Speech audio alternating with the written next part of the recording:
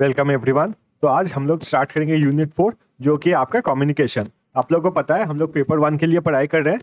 KVS Madan sir के book से जो कि पेपर 1 के लिए लिखा हुआ है। तो ये है हमारा 8वां एडिशन और यूनिट 4 जो कि है कम्युनिकेशन। तो अगर आपको लेक्चर अच्छा लगा है तो इसका आप पीडीएफ डाउनलोड कर सकते हैं मेरे टेलीग्राम चैनल इम्पैक्टिकल क्लासेस में जाके। वहाँ पर मैं ये अपलोड कर दूंगा और वहाँ से आप लोग डाउनलोड कर सकते हैं पीडीएफ को। तो चलिए चैप्टर को स्टार्ट करते हैं। पहले हम लोग समझेंगे मॉडल्स ऑफ कम्युनिकेशन। कम्युनिकेशन का मतलब क्या होता है? जब हम लोग कोई मैसेज एक दूसरे को पास ऑन करते हैं उसी को बताया जाता है कम्युनिकेशन। अब कम्युनिकेशन कैसे किया जाता है उसी को कहा जाता है मॉडल्स ऑफ कम्युनिकेशन। इसका सबसे पहला जो मॉडल दिया था वो दिया था आपके एरिस्टोटल ने। एरिस्टोटल ने बहुत ही बेसिक मॉडल ऑफ कम्युनिकेशन दिया था, जहां पर उन्होंने कहा था कि पहले होते हैं आपके सेंडर, दूसरे है आपके मैसेज और तीसरा है रिसीवर। तो ये है आपका मॉडल ऑफ कम्युनिकेशन। इस मॉडल ऑफ कम्युनिकेशन को किसने दिया था? तो ये मॉडल ऑफ कम्युनिकेशन को दिया था आपके एरिस्टोटल ने। यहां पर देखिए हम लोग समझेंगे सेंडर कौन है। अगर हम लोग ये कम्युनिकेशन देखें तो यहाँ पर सेंडर कौन है? यहाँ पर सेंडर है मैं, ठीक है। यहाँ पर मैसेज क्या है? तो मैसेज है आपका यूनिट 4 जो कि आपका कम्युनिकेशन का चैप्टर कंप्लीट कर रहे हैं हम लोग, तो यूनिट 4।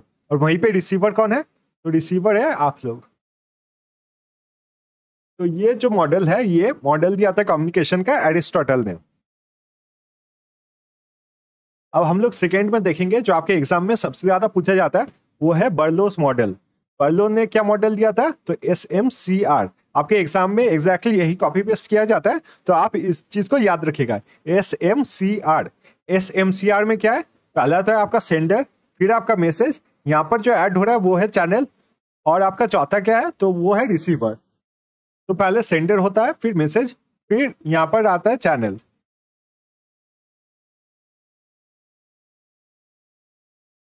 आखिर में क्या आता है आपका? आखिर में आता है आपका रिसीवर। तो यहाँ पर चैनल क्या हो जाएगा? मैं जो बात कर रहा हूं और आप लोग जो मैसेज रिसीव कर रहे हैं, तो इसका चैनल क्या होगा? इसका चैनल हो जाएगा आपका यूट्यूब, या फिर आप कह सकते हैं कि इंटरनेट। तो वो हो जाएगा आपका चैनल। तो जिस चैनल से आपका मैसेज पहुंच रहा है रिसीवर तक, उसी को कहा जाता है आपका चैनल। जैसे न्यूज़पेपर में चैनल क्या होगा? न्यूज़पेपर में चैनल होगा पेपर कम्युनिकेशन के लिए। फिर आप अगर टीवी देख रहे हो तो आपका चैनल क्या होगा? टेलीविजन। टेलीविजन से आप न्यूज रिसीव कर लो। रेडियो का चैनल क्या होगा? तो ऑडियो। ये इन सभी को कहा जाता है आपका चैनल। और फिर आता है आपका कैट्स मॉडल। कैट्स मॉडल की अगर बात की जाए, यहाँ पर कौन से सिलेक्ट करूँ, ये वाला करता हूँ। कैट्स मॉडल की अगर बात की जाए तो कैट्स मॉडल इंट्रोड्यूस करता है गेटकीपर को। गेटकीपर आपका यहाँ पर आता है। रिसीवर रिसीवर तक मैसेज पहुंचने से पहले आता है आपका गेट कीपर। गेटकीपर का काम क्या होता है? गेटकीपर का काम होता है कोई भी मैसेज जो आपका रिसीवर रिसीव कर रहा है उस मैसेज को अपने हिसाब से चेंज करना। जैसे देखिए गेटकीपर में क्या होता है, मान लीजिए किसी पॉलिटिकल पार्टी ने जो है कोई अच्छा काम किया है, तो अगर कोई सेंडर जो है उस पॉलिटिकल पार्टी का तारीफ नहीं करना चाहता है, तो वो उस सोर्स ऑफ मैसेज को चेंज भी कर सकता है। तो उसे कहा जाता है आपका गेटकीपर। गेटकीपर क्या होता है? जो सेंडर डिसाइड करता है कि ये मैसेज आपके रिसीवर तक पहुंचेगा या फिर नहीं पहुंचेगा। इसको किसने दिया था? तो इसको दिया था आपके कैट्स मॉडल ने। फिर आते हैं प्रॉब्लम्स ऑफ कम्युनिकेशन। जब हम लोग कम्युनिकेशन करते हैं या फिर मैसेज एक दूसरे के साथ एक्सचेंज करते हैं तब काफी प्रॉब्लम्स आते हैं। उन्हीं को लिस्ट डाउन किया गया है एज प्रॉब्लम्स ऑफ कम्युनिकेशन। तो इसे 1949 में बताया गया था और इसको बताया था आपके शैनन और वीवर ने। तो पहला प्रॉब्लम ऑफ कम्युनिकेशन होता है आपका टेक्निकल। टेक्निकल कम्युनिकेशन प्रॉब्लम क्या होता है? देखिए अगर कोई माइक है और माइक ठीक से काम नहीं कर रहा, या फिर इंटरनेट जो है इंटरनेट ठीक से काम नहीं कर रहा, या फिर मैं मान लीजिए यहाँ पर जो वीडियो बना रहा हूँ वो बना रहा हूँ मैं OBS स्टूडियो से, तो यहाँ पर मैं देख लूंगा एक बार जाके कि सिग्नल ठीक से काम कर रहा है कि नहीं। तो चेक करने के लिए आप यहाँ पर देख सकते हैं अपने स्क्रीन पे कि जो ऑडियो है वो ठीक तरीके से काम कर रहा है। तो इसी को कहा जाता है आपका सिग्नल। तो यही है आपका मैकेनिकल प्रॉब्लम। मैकेनिकल या फिर टेक्निकल प्रॉब्लम अगर बताया जाए तो इसी को कहा जाता है। फिर आते हैं हम लोग सिमेंटिक पे। एक बार मैं ऑडियो चेक कर लेता हूँ आप लोग को सुनाई दे रहा होगा कि नहीं। हाँ चलिए ऑडियो सही है। तो अभी हम लोग आते हैं सिमेंटिक पे। सिमेंटिक की अगर बात की जाए तो सिमेंटिक का मतलब होता है दो ऐसे वर्ड्स जिनका मतलब अलग है पर प्रोनाउंसिएशन आपका सेम है। जैसे अगर मैं आपको नो बोलूं तो नो आपके दो टाइप के हो सकते हैं, एनओ भी हो सकता है और KNOW।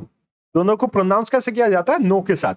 तो इस नो का मतलब क्या है? इस नो का मतलब है नहीं, और इस वाले स्पेलिंग का मतलब क्या है कि कोई चीज जब हम लोग जानते हैं तब उसे कहा जाता है नो। तो सिमेंटिक का मतलब यही होता है जब कोई दो शब्द जिनके मतलब अलग होते हैं पर प्रोनाउंसिएशन सेम होता है तो उसे कहा जाता है आपका सिमेंटिक। फिर आते हैं हम लोग इन्फ्लुएंशियल। इन्फ्लुएंशियल का मतलब क्या होता है? आपका कितना ज्यादा इफेक्टिवनेस है।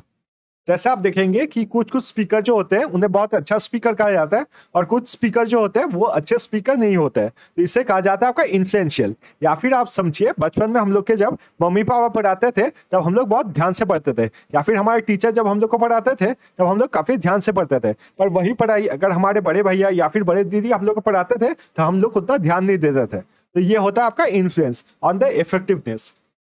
ये प्रॉब्लम्स ऑफ कम्युनिकेशन। अब कम्युनिकेशन अगर देखा जाए तो इसके टू वे प्रोसेस है। इसमें मेनली आपके दो जन के बीच में बातचीत किया जा सकता है।